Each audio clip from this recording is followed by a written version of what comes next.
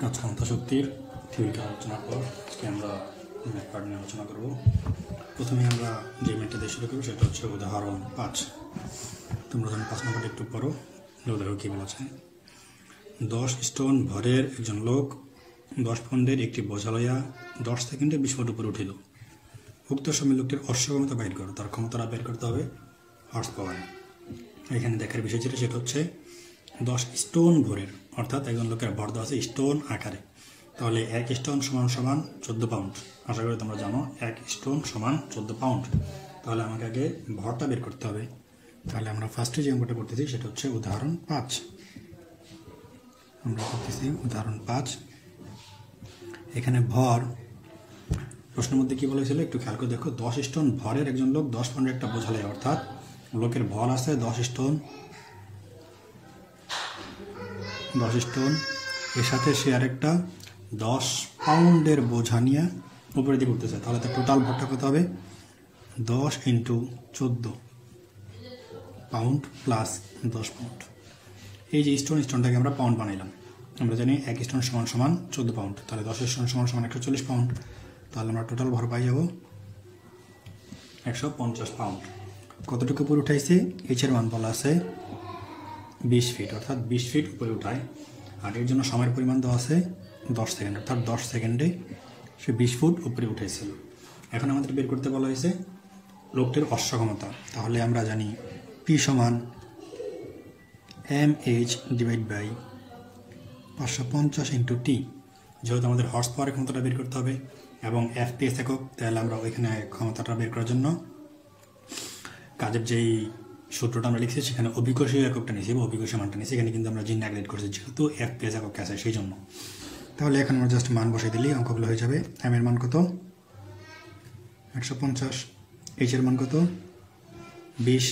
সময়ের মান কত? এখানে আছে 550, সময়ের মান আছে 10। এই যে আমাদের ডাটাগুলো 150 × 20, 550 × 10। এই জিনিসটুকুকে জাস্ট ক্যালকুলেশন করলেই তোমরা মান পেয়ে যাবা 0.545 HP হর্স পাওয়ার। আমাদের কাছে হর্স পাওয়ার আকারে ক্ষমতা ছিল, আমরা হর্স পাওয়ার আকারে ক্ষমতা বের করে ফেলছি। আশা করি এই অঙ্কটা তোমরা বুঝতে পারছো। উদাহরণ 5-এর পর আমরা এখন যে অঙ্কটা করবো সেটা হচ্ছে উদাহরণ 8। একটু প্রশ্নটা পড়ে দেখো কী বলা আছে। 20 ফুট দৈর্ঘ্যের একটা মই AB এর ভর 50 পাউন্ড। এর ভারকেন্দ্র বি প্রান্ত হইতে 8 ফিট দূরে অবস্থিত। অর্থাৎ আমাদের একটা মই দেওয়া আছে, মইয়ের যে বি প্রান্ত সেই বি প্রান্ত থেকে 8 ফিট দূরে ভরকেন্দ্র অবস্থিত। ভারকেন্দ্র কি সেটা বলছিলাম, যে কোনো একটা বস্তু টোটাল ভর যে বিন্দুতে কাজ করে, অর্থাৎ তার টোটাল ভর কত? 50 পাউন্ড। তাহলে 50 পাউন্ড বি প্রান্ত হইতে 8 ফিট দূরে কাজ করে। আচ্ছা, মই এর এ প্রান্তে 10 পাউন্ড ওজনের একটা বস্তু আটকানো আছে। মইয়ের যে একটা প্রান্ত এ, সেখানে 10 পাউন্ড ভরের একটা বস্তু আটকানো আছে। আনুভূমিক অবস্থান হইতে বি প্রান্তকে মাটিতে রাখিয়া মইটিকে খারাপ অবস্থানে রাখিতে কৃতকাজের পরিমাণ বের করো। তাহলে আগে প্রশ্নটা একটু খেয়াল করো। আমাদের এরকম একটা অঙ্ক বলা আছে উদাহরণ 8। মনে করি এটা আমাদের মই, এটা হলো আমাদের এ, এটা হলো আমাদের বি। এর টোটাল যে হাইট সেটা বলা আছে আমাদের 20 ফুট। কিন্তু বলা আছে এর যে এ প্রান্ত, এখানে একটা ভর ঝুলানো আছে যার ভর হলো 10 পাউন্ড। আর এই মইয়ের টোটাল যে ভর সেটা কাজ করতেছে এই যে বি প্রান্ত থেকে এইখানে, যেটা হলো 8 ফিট দূরে অবস্থিত। তাহলে এখানে এই বিন্দুটাকে যদি আমি এইভাবে খাড়া করে দিই, এটা হলো আমাদের বি বিন্দু, এটা হলো আমাদের এ বিন্দু। তাহলে এই যে এখানে যে ওজনটা ছিল সেই ওজনটা আমার কতটুকু উপরে উঠছে? এটা ভূমিতে ছিল, এটা কিন্তু ঠিকই 20 ফিট উপরে উঠছে। আর এই যে টোটাল মইয়ের যে ভর ছিল, মইয়ের ভর ছিল কত? মইয়ের ভর ছিল 50 পাউন্ড। তাহলে এই যে 50 পাউন্ড ভরের যে মইটা আসলে কতটুকু উঠছে? সে ছিল আগে ভূমিতে, এখন সে এখানে আসছে, অর্থাৎ যেহেতু 8 ফিট অবস্থিত তাকে 8 ফিট উপরে উঠানো হয়েছে। তাহলে এইখানে যে আমাদের কৃতকাজ হবে 50 পাউন্ড ওজনের জন্য mgh, সেই এইচের মান হবে 8। আর এই যে 10 পাউন্ড এটার জন্য mgh, সেই এইচের মান আসবে 20। তাহলে আমাদের মোট কৃতকাজ আসবে W সমান W1 প্লাস W2। একটা কাজ হবে মইটাকে দাঁড় করানোর জন্য, একটা কাজ হবে এই মাথার উপরে যে একটা ভর ঝুলানো ছিল সেই ভরটাকে দাঁড় করানোর জন্য। তাহলে আমরা যদি এই ভরটাকে দাঁড় করানোর জন্য লিখি, তাহলে এর জন্য এম এর মান কত? 10। তাহলে এই হলো আমাদের mgh প্লাস এটার জন্য আমাদের mgh। এটা দিলাম আমরা 1, এটা হইলো আমাদের 1, এটা হইলো 2, এটা হলো আমাদের 2। তাহলে এই M1 এর মান কত? 10 পাউন্ড। G এর মান কত? 32। H এর মান কত? 10 পাউন্ড। যখন আমরা উপরে উঠাচ্ছি তখন এর মান আসবে কত? 20 ফিট। প্লাস MGH, এখানে M এর মান কত? 50 পাউন্ড। তাহলে আমি 50 পাউন্ড উঠাইতেছি কতটুকু উপরে? 8 পাউন্ড উপরে, 8 ফিট উপরে। G এর মান একবারে বসাই দিই আমরা 32 ইন্টু H এর মান হলো 8। তাহলে এটাকে ক্যালকুলেশন করলে তোমরা তোমাদের অ্যান্সারটা পেয়ে যাবে। এটা আসবে আমাদের একক হলো পাউন্ডালে। তোমাদের বইয়ে যে এককটা দেওয়া আছে সেটা হলো পাউন্ডে, যেখানে জি ব্যবহার করে নাই। জি ব্যবহার না করলে তোমাদের অ্যান্সারটা আসবে 600 ফুট পাউন্ড। এটা তুমি যদি পাউন্ডালে বের করো তাতেও সমস্যা নাই, যদি পাউন্ড ওয়েটে বাইর করো, ফুট পাউন্ডে বাইর করো তাতেও কোনো সমস্যা নাই। যদি এখানে আমরা জি ব্যবহার না করি তাহলে আমাদের একক আসবে 600 ফুট পাউন্ড। আর যদি আমরা জি সহ ব্যবহার করি তাহলে যে এককটা আসবে এটা হলো পাউন্ডাল। আশা করি এই অঙ্কটা তোমরা বুঝতে পারছো। এরপর আমরা যে অঙ্কটা করবো সেটা হচ্ছে উদাহরণ 9 নম্বর। কী বলছে দেখি, কোনো একটি কূপ হইতে একটা ইঞ্জিন প্রতি মিনিটে 5090 গ্যালন পানি গড়ে 20 ফিট উপরে তুলিতেছে। তাহলে এখানে কিন্তু গ্যালন আকার দেওয়া আছে। তাহলে আমরা জেনে রাখি যে আমাদের যে গ্যালন, 1 গ্যালন সমান হলো 10 পাউন্ড। তাহলে 5090 পাউন্ড মানে 5090 গ্যালন মানে জাস্ট 10 দিয়ে গুণ দিলে আমরা পাউন্ডে পেয়ে যাব। 20 ফুট উপরে তুলিতে পারে, তাহলে এই মানটা দেওয়া আছে। যদি ইঞ্জিনটির ক্ষমতা 30% নষ্ট হয়, দেখো এখানে কিন্তু একটু ট্রিক্স বলা আছে যে 30% নষ্ট হয়েছে। ক্ষমতা কত সেটা না বলে বলা আছে নষ্ট হওয়াটা। তাহলে তার ক্ষমতা কত আসবে? অবশ্যই 100 বিয়োগ 30 মানে 70%। তাহলে তার ক্ষমতা কত? কিন্তু 70%। তবে ইহার অশ্ব ক্ষমতা বাহির করো। আর 1 গ্যালন পানির উপর 10 পাউন্ড যেটা দেওয়া হয়েছিল, এবং 1 অশ্ব ক্ষমতা সমান 550 ফুট পাউন্ড। এটা না জানলেও আমরা অঙ্কটা করতে পারি। আমরা সরাসরি অঙ্কতে চলে যাই। আমরা এখন করব উদাহরণ 9। উদাহরণ 9, তাহলে আমাদের বের করতে হবে কি? অশ্ব ক্ষমতা বের করবো। তাহলে আমরা পি সমান কি জানি? MHT into 550। তাহলে নর্মালি আমাদের এটা ক্ষমতা বের করার ফর্মুলা। এখান থেকে আমরা একটা ছোটোখাটো ট্রিক্স জেনে রাখি। যদি আমাদের কখনো কর্মদক্ষতা দেওয়া থাকে, অর্থাৎ এই ইটাটা যদি কখনো দেওয়া থাকে, তাহলে আমরা সরাসরি এই ইটাটা এই একটা ফর্মুলার মাধ্যমে অঙ্কটা করে ফেলার জন্য ব্যবহার করতে পারবো। সেই ক্ষেত্রে এইখানে ইটাটা চলে আসবে। তাহলে এখানে ইটার মান কত বলছে? 30% নষ্ট, তার মানে কর্মদক্ষতা অবশ্যই 70%। তাহলে এই ইটাটাকে আমরা লিখতে পারবো 0.7। এখন যদি আমরা মানগুলো বসাই দিই তাহলে মানটা পেয়ে যাব। তবে এইখানে আমাদের এম এর মান বলা আছে 5090 গ্যালন। আর আমরা জানি 1 গ্যালন সমান 10 পাউন্ড এখানে বলা আছে। তাহলে এটাকে জাস্ট যদি আমরা 10 দ্বারা গুণ করি তাহলে চলে আসবে এত পাউন্ড। এখন আমরা মানটা বসাই দিই। এম এর মান কত পাওয়া গেছে? 50900। এইচ এর মান কত পাওয়া গেছে? বলছে 20 ফিট উপরে তোলার জন্য। তাহলে 20। ইটার মান কত পাইছি আমরা? 0.7। টি এর মান কত? কতটুকু সময় উপরে উঠাচ্ছিল? বলছে প্রতি মিনিটে, তার মানে কত? 60 সেকেন্ড। আর আমাদের তো 550 দ্বারা ভাগ করতে হবে, যেহেতু হর্স পাওয়ার নিতে হবে। তাহলে একটা পাবো আমরা এইচপির মাধ্যমে। এটাকে যদি তোমরা ক্যালকুলেশন করো তাহলে তোমার মান পেয়ে যাবা। মানটা হবে কত? 44.07। 44.07 হর্স পাওয়ার। এটি হলো আমাদের এই অঙ্কের অ্যান্সার। উদাহরণ 9 পর আমরা এখন যে অঙ্কটা করবো সেটা হচ্ছে উদাহরণ 14। দেখো কি বলছে। বলছে 5 পউন্ড ভরের একটা হাতুড়ি দেয়ালের উপর অবিলম্বভাবে রক্ষিত একটি পেরেককে 20 ফুট পার সেকেন্ড বেগে আনুভূমিকভাবে আঘাত করায় পেরেকটি দেয়ালের ভেতরে 0.1 ফুট প্রবেশ করিল। গড় বাধা বল নির্ণয় করো। অর্থাৎ যেই দেওয়ালের মধ্যে এই পেরেকটা কাটা হয়েছে সেই পেরেকের বাধা বল কত সেটা বের করতে বলছে। তাহলে দেখো এখানে বলা আছে যে আনুভূমিকভাবে আঘাত করা হচ্ছে, অর্থাৎ তাকে আঘাত করতেছে কিন্তু এইভাবে। এটা আমাদের দেওয়াল ছিল, এখানে যে উলম্বভাবে একটা পিন ছিল, এই পিনটাকে এই যে এটা হলো আমাদের হাতুড়ি। এই হাতুড়া দ্বারা আমরা এইভাবে আনুভূমিকভাবে আঘাত করতেছি। তাহলে এই ক্ষেত্রে আমরা সূত্রটাকে শিখছিলাম। আমরা লিখি উদাহরণ 14। আমরা যেহেতু ক্ষেত্রে সূত্র শিখছিলাম যে Fx সমান হাফ mv²। তাহলে এখানে হাতুড়াটা কত বেগে আঘাত করতেছিল সেই মানটাও দেওয়া আছে। আর এখানে আমাদের যে বাধা বল, সে বাধা বলটা চাইছি। এক্সের মানে দেওয়া আছে যে এটা কতটুকু প্রবেশ করবে, বলা আছে 0.1 ফুট প্রবেশ করিল। তার মানে এই এফের মানটা আমরা বাইর করবো 0.1 ফুট সে প্রবেশ করবে। হাফ আমাদের কনস্ট্যান্ট ভ্যালু। কত ভর দেখি, 5 পাউন্ড ভর একটা হাতুড়ি, তাহলে ভরের মান হলো 5, আর ভি স্কোয়ার দেওয়া আছে 20 ফিট বেগে, তাহলে হলো 20 স্কোয়ার। তাহলে এখান থেকে আমাদের যেটা লাগবে সেটা হলো এফ। তাহলে এফ সমান আমরা পাই যাবো 1/2 × 5 × 20 স্কোয়ার ডিভাইড বাই 0.1। এইটুকু যদি আমরা এখন ক্যালকুলেশন করি তাহলে আমাদের যে রিকোয়ার্ড মান সেই মানটা চলে আসবে 10000, প্রায় 10,000 পাউন্ডাল। এটা হবে আমাদের এই অঙ্কের জন্য কাঙ্ক্ষিত অ্যান্সার। উদাহরণ 14 পর আমরা এখন যে অঙ্কটা বলবো সেটা হচ্ছে উদাহরণ 21। একটু প্রশ্নটা পড়ে দেখো। 10 পাউন্ড ভরের একটা বস্তুকে 32 ফুট পার সেকেন্ড বেগ উপরের দিকে নিক্ষেপ করা হলো।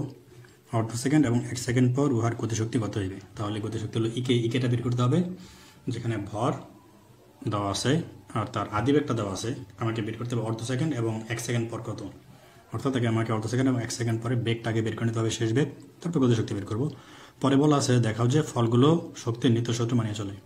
শক্তির নিত্যতা সূত্র আর হলো আমরা যে শিখছিলাম শক্তির সংরক্ষণশীলতা নীতি, দুটো একই জিনিস। তাহলে আমাদের ওটা দেখাইতে হবে যে মোট শক্তি ইকে প্লাস ইপি যেটা হয় সেটা হচ্ছে আমাদের সেম থাকবে। তাহলে আমরা ফার্স্টে ক নম্বর অঙ্কটা করি। এটা হলো উদাহরণ 21।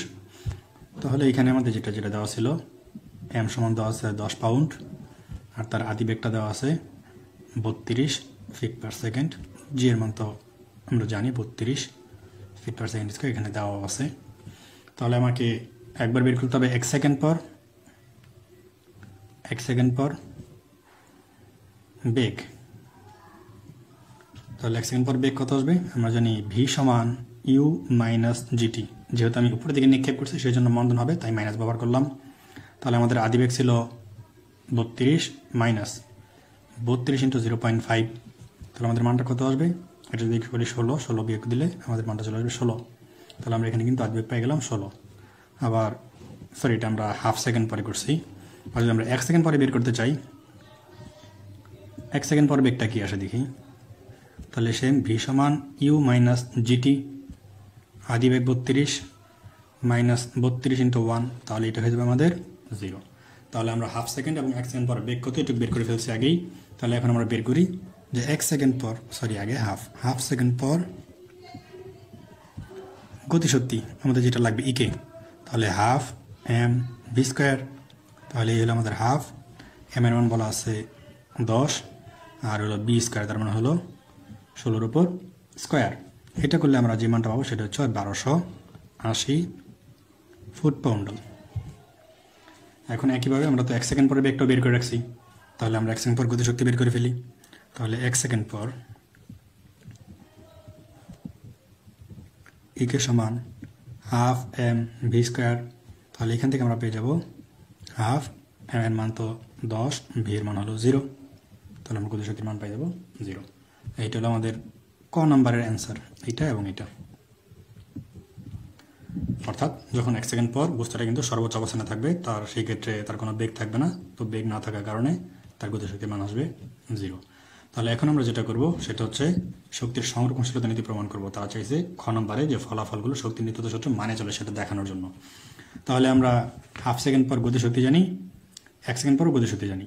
তাহলে আমাকে এখন যেটা দেখাতে হবে যে দুইটার জন্য স্থিতিশক্তি বের করতে হবে। হাফ সেকেন্ড পর স্থিতিশক্তি কত, হাফ সেকেন্ড পর গতিশক্তি কত। তাহলে হাফ সেকেন্ড অতিক্রান্ত উচ্চতা বের করি। এতক্ষণ আমরা করছিলাম, এখানে যেটা করছি এটা হলো ক নম্বরের জন্য, এখন আমরা করতেছি ক্ষয়ের জন্য। তাহলে ক্ষয়ের জন্য হাফ সেকেন্ড পর এইচ সমান u t minus half GT square. তাহলে আদি বেগ ছিল আমাদের 32, টির মান তো আমাদের half, minus half into 32 into এখানেও half square, half GT square. তাহলে অর্ধ সেকেন্ড পর তার উচ্চতাটা কত এখান থেকে আমরা পাই যাব। তার উচ্চতাটা আসবে 12 ফুট। তাহলে হাফ সেকেন্ড পর আমরা ইপিটাও বের করে ফেলি। ইপি সমান কি, এম জি এইচ। এম এর মান 10, জি এর মান 32 আর আমাদের এইচ এর মান কত পাইলাম আমরা 12। তাহলে এম জি এইচ 10, 12, 32, 12 এগুলো গুণ করলে আমরা পাই যাব 3840 ফুট পাউন্ডাল। তাহলে এখন হাফ সেকেন্ড পর মোট শক্তি আমরা পাই যাব। আমরা তো হাফ সেকেন্ড পর গতিশক্তি কত এটা আগে থেকেই জানি। এখন হাফ সেকেন্ড পর আমরা স্থিতিশক্তি জানি, তাহলে হাফ সেকেন্ড পর মোট শক্তি। তাহলে হাফ সেকেন্ড পর আমাদের যে মোট শক্তি ই সমান হলো ইকে প্লাস ইপি। তাহলে ইকে এর মান আমরা বের করে আসছিলাম 1280, আর আমরা ইপির মান বের করছি 3840। এই দুটো যোগ করলে আমরা পাবো 5120। 0 8 12 2 হাতে আছে 1, 9 10 11 1 হাতে আছে 3 8 4 5, ঠিক আছে। তাহলে আমরা পাবো এত পাউন্ডাল, ফুট পাউন্ডাল। তাহলে এটা হলো আমাদের হাফ সেকেন্ড পর মোট শক্তির পরিমাণ। তাহলে একইভাবে আমাদের 1 সেকেন্ড পর মোট শক্তির পরিমাণ বের করতে হবে। তাহলে এখন আমরা আবার কাজ করতেছি 1 সেকেন্ড নিয়ে। তাহলে 1 সেকেন্ড পর আমাদের এইচ লাগবে। এইচ হলো u t minus half GT square. তাহলে আমরা তো আগেই জানি, তো 32 into 1 minus half 32 t square মানে 1 স্কোয়ার। তাহলে এটা কাটা চলে যাচ্ছে, থাকতেছে কত 16, আর টি স্কোয়ার মানে 1 যেহেতু 1 বাদ দেয় 32 মাইনাস 16। তাহলে এখানে আমরা এইচের মানটা পাবো 16। তাহলে এখন লাগবে আমাদের এমজিএইচ। তাহলে আমরা এমজিএইচটা বের করে ফেলি। 1 সেকেন্ড পর ইপি সমান এমজিএইচ। এখন আমরা মানগুলো বসাই দিই। এম এর মান কত ছিল 10, জি এর মান কত 32, এইচ এর মান কত 16। তাহলে এই যে এমজিএইচ এগুলোকে গুণ করলে আমরা পাই যাব 5120 ফুট পাউন্ডাল। তাহলে 1 সেকেন্ড পর মোট শক্তি, তাহলে 1 সেকেন্ড পর ই সমান ইকে প্লাস ইপি। ইকে 0, ইপি হলো 5120 ফুট পাউন্ডাল। তাহলে আমরা মোট শক্তি পেয়ে যাব 5120 ফুট পাউন্ডাল। দেখো এই যে এইখানে আমাদের মোট শক্তি, এখানে আমাদের মোট শক্তি দুটার মান কিন্তু একদম সেম। তাহলে অর্ধ সেকেন্ড পরে এবং 1 সেকেন্ড পরে দুই জায়গায় আমাদের মোট শক্তির পরিমাণ সেম। তার মানে আমরা কি বলতে পারবো, ফলাফলগুলো শক্তির নিত্যর সাথে মানিয়ে চলে। অর্থাৎ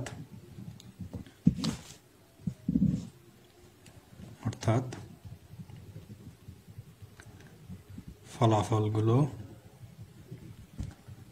শক্তির নিত্যতা সূত্র মানিয়ে চলে।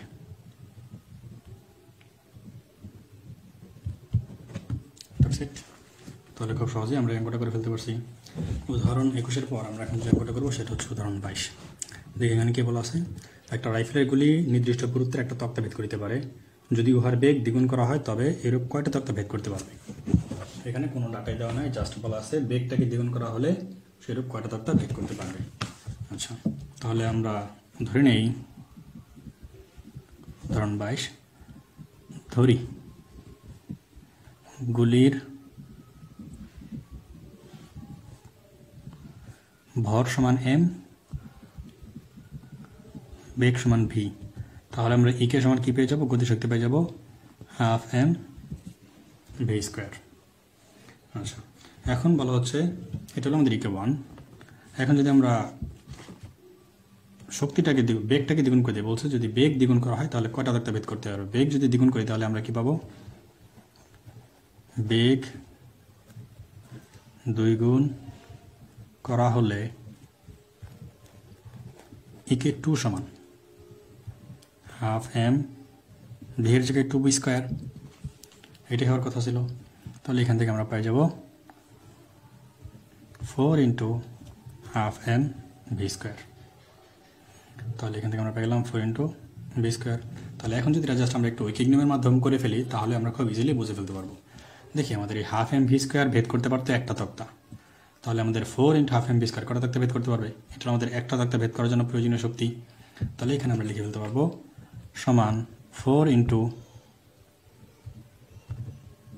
একটি তক্তা ভেদ করার শক্তি। তাহলে সমান সমান 4টি। তাহলে সে আলটিমেটলি এখান থেকে কয়টা তক্তা ভেদ করতে পারতেছে, 4টা তক্তা ভেদ করতে পারবে। আমরা এখন যে অঙ্কটা করবো সেটা হচ্ছে উদাহরণ 26। প্রশ্নটা একটু খেয়াল করে দেবে, একটু ইন্টারেস্টিং অঙ্ক। বলছে 5 গ্রাম ভরের একটি ইস্পাতের বল 100 সেন্টিমিটার উপর হইতে একটা ইস্পাত খণ্ডের উপর পড়িয়া 80 সেন্টিমিটার উপর লাফাইয়া উঠিল। ধাক্কার পূর্বে এবং পরে বলটির গতিশক্তি বাহির করো। আমি আগে প্রশ্নটা একটু বোঝার চেষ্টা করো। বলা হচ্ছে যে এখানে আমাদের একটা ইস্পাতের তল আছে, এখান থেকে একটা ইস্পাতের বল এই ইস্পাতটার উপর পড়তেছে। যখন পড়তেছিল তখন সে 100 ফুট উপর থেকে পড়তেছিল। পড়ার পর এখানে যখন বলটা আঘাত করার পর বলটা আবার একটু উপরের দিকে উঠবে। কতটুকু উপরে উঠছে সেটাও বলা আছে। বলছে পরবর্তীতে ধাক্কার পর সে 80 ফিট উপরে উঠছে। তাহলে বলছে এই যে ধাক্কাটা দিচ্ছে এইখানে তার শক্তি কত ধাক্কার পূর্বে, এবং ধাক্কা দিয়ে যে উঠে যাচ্ছে এই মুহূর্তে তার শক্তি কত।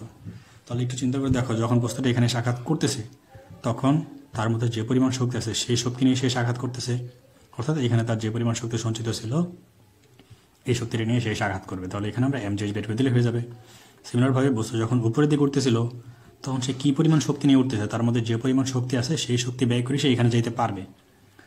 যেহেতু শক্তির সৃষ্টিপাত অংশ নাই, তাহলে বস্তু এখান থেকে এখানে যাইতে যে পরিমাণ শক্তি ব্যয় করবে সেই শক্তিটা এখানে এসে স্থিতিশক্তির উপর সঞ্চিত হবে। সেক্ষেত্রে আমরা আবার 80 ফিট উচ্চতায় যদি তার স্থিতিশক্তিটা বাইর করি তাহলে আমরা এখানে ধাক্কার পরে যে শক্তি সেই শক্তির পরিমাণ পেয়ে যাব। তাহলে আমরা আগে গিভেন ডাটাগুলো লিখি। আমাদের কী কী ডাটা দেওয়া ছিল গিভেন। এখানে বলা আছে যে ভর 5 গ্রাম। তাহলে H1 যখন সে যায় আঘাত করবে সেই মুহূর্তে সে যে দূরত্ব অতিক্রম করছে সেটা হলো 100 সেন্টিমিটার। ধাক্কার পর সে যতটুকু দূরত্ব অতিক্রম করছিল বা যতটুকু হাইটে উঠছিল সেটা হলো 80 সেন্টিমিটার। তাহলে বলা হচ্ছে এখন ধাক্কার পর লাফাইয়ে উঠিল, তাহলে ধাক্কার পূর্বে এবং পরে বলটির গতিশক্তি বের করো। তাহলে যদি আমরা পূর্বে গতিশক্তি বের করতে চাই, এটা হচ্ছে উদাহরণ 26। তাহলে পূর্বে ইকে সমান হাফ এম ভি স্কোয়ার। তাহলে আমাদের হাফ এম থাকলো, আমরা জানি ভি স্কোয়ার সমান ইউ স্কোয়ার প্লাস 2gh। যখন এখান থেকে পড়তেছিল তখন তার বেগের মান কত 0। তাহলে ইউ স্কোয়ার প্লাস 2gh বস্তুর উপর থেকে নিচে পড়তেছে, আমরা কিন্তু এটা নিয়ে কাজ করতেছি, এখন ত্বরণের দিকে কাজ হচ্ছে, সেই জন্য আমরা এভাবে ব্যবহার করলাম। তাহলে এই হলো আমাদের হাফ। এম এর মান বলা আছে 5, আর এখানে ইউ এর মান তো অবশ্যই 0 কারণ আদিবেগ 0। তাহলে এখানে আমরা পাবো 2, জি এর মান অবশ্যই 980, আর উঠছে কত থেকে 100 সেন্টিমিটার উপর থেকে পড়ছে। তাহলে এখান থেকে আমরা পেলাম হাফ এম জি এইচ। তাহলে এই 2 আমাদের কাটা চলে যাবে। তাহলে 5 × 980 × 100, এই দুগুলোকে যদি আমরা গুণ করি তাহলে আমরা পাবো 490000 এত আর্ক। এটা হচ্ছে তাহলে এই পরিমাণ শক্তি নিয়ে সে এসা ইস্পাতের তলটাকে আঘাত করবে। এখন বস্তুটা যখন উপরের দিকে লাফাই উঠবে তখন দেখি বস্তুটা এই দিক থেকে এই দিকে যাবে, তখন তার একটা আদি বেগ আছে, সেই বেগ কিন্তু এখানে এসে 0 হয়ে যাবে। তাহলে আমরা যদি পরে নিয়ে কাজ করি, ধাক্কার পরে, আমরা আগে আর পূর্বে আর পরে বলতে ধাক্কাটা বোঝাচ্ছি। তাহলে পরে আমাদের ইকে হবে হাফ এম ভি স্কোয়ার, এখানে দিলাম ভি2।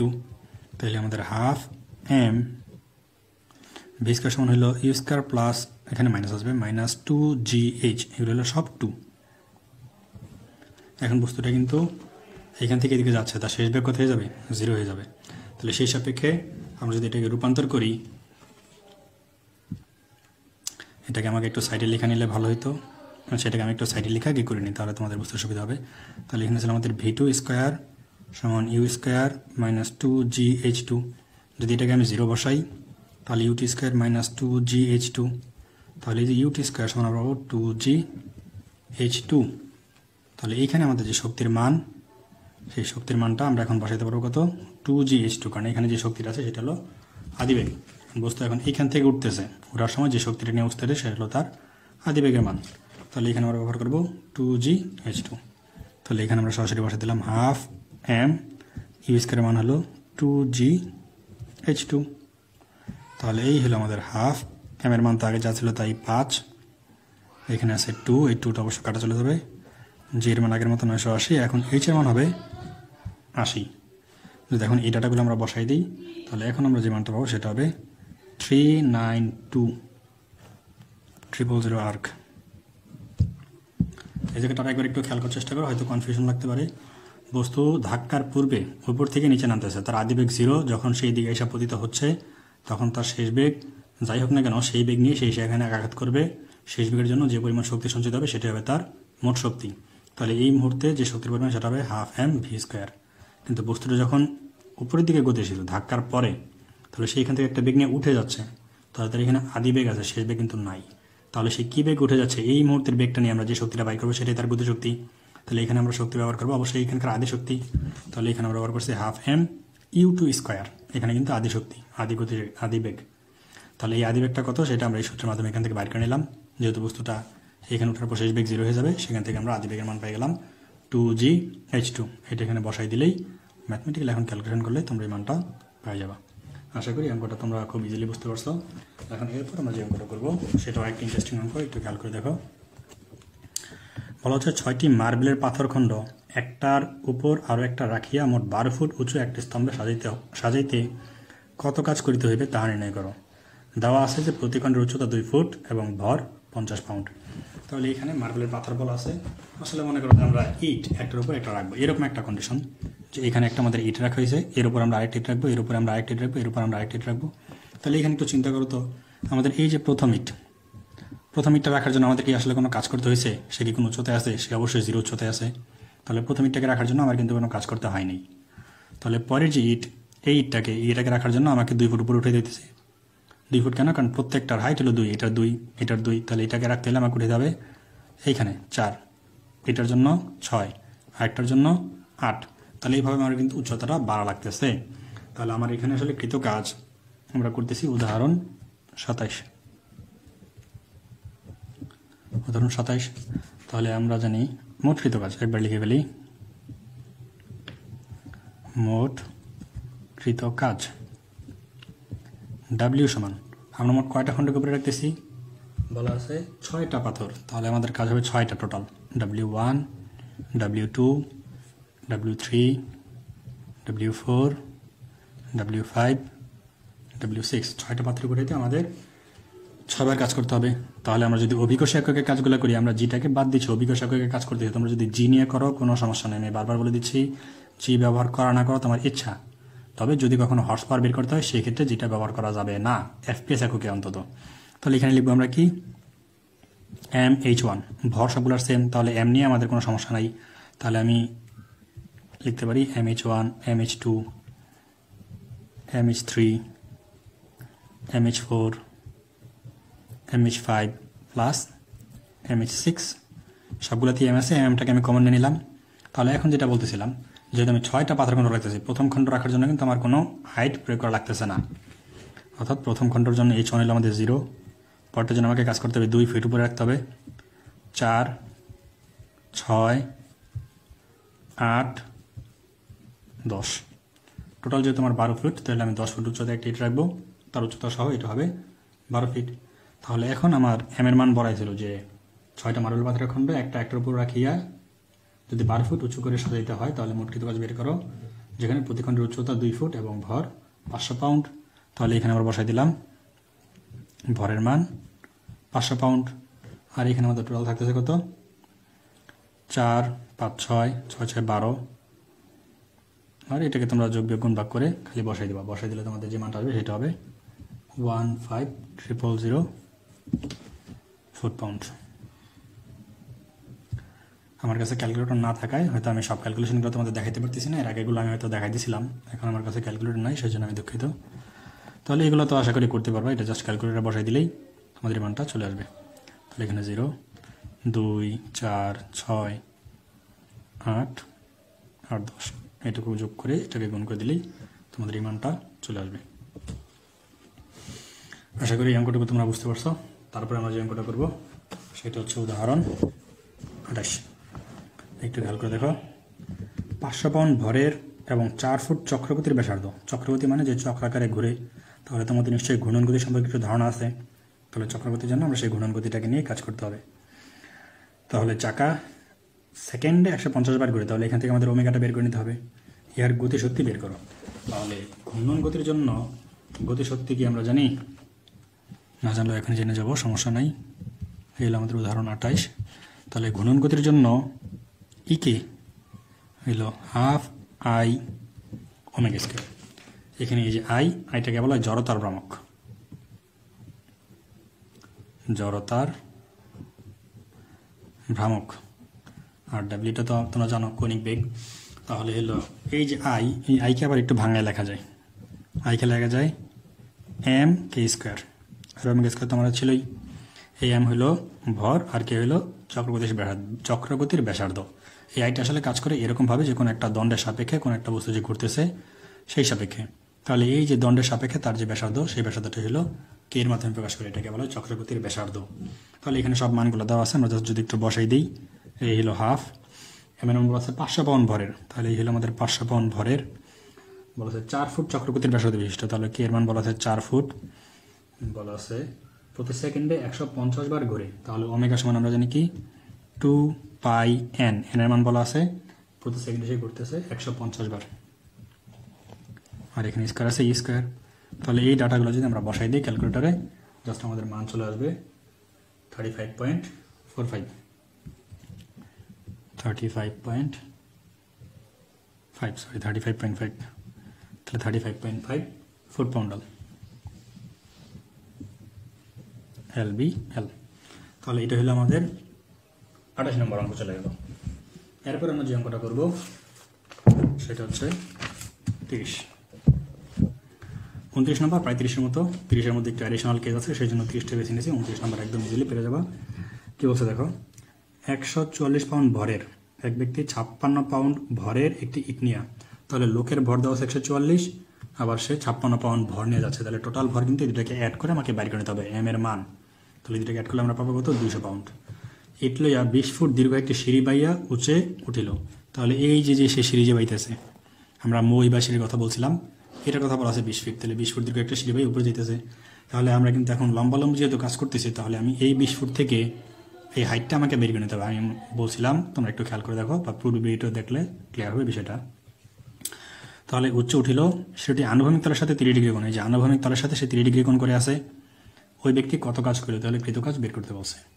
আর আবার বলা হয়েছে যে উপরে উঠিতে যদি 20 সেকেন্ড সময় লাগে, তবে সে কত অশ্বক্ষমতায় কাজটি সম্পন্ন করে, অর্থাৎ তার ক্ষমতাটাও বের করতে হবে। যেহেতু আমাদের হর্স পাওয়ার লাগবে, তাহলে এখানে আমরা যে কৃত কাজটা বের করবো সেটাও মহাকর্ষ বা অভিকর্ষ এককেই বের করব।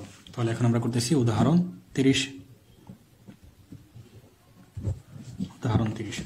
তাহলে এখানে কি কি দেওয়া আছে সেটা আমরা লিখি। এম সমান 144 যোগ 56, একবার আমরা যোগ করে দিলাম, তাহলে আমরা পাবো 200 পাউন্ড।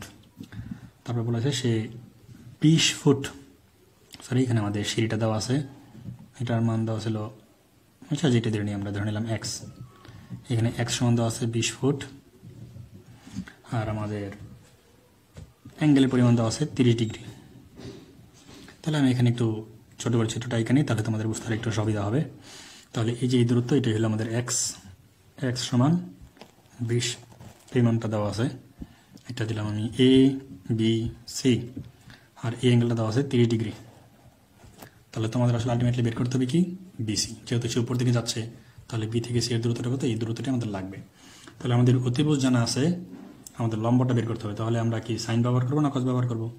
অবশ্যই সাইন, কারণ আমরা জানি সাইন থিটা সমান সাগরের লবণ অনেক।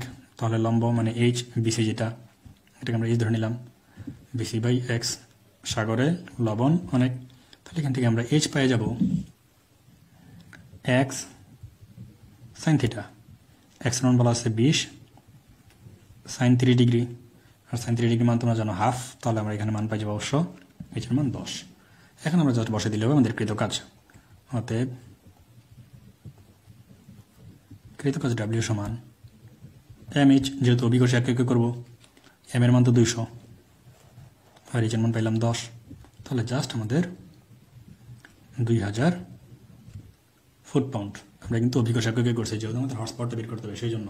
তাহলে আবার আমাদের যেহেতু হর্স পাওয়ার বের করতে হবে, তাহলে আমরা সেটা করে ফেলি। অ্যাগেইন আমরা জানি পি সমান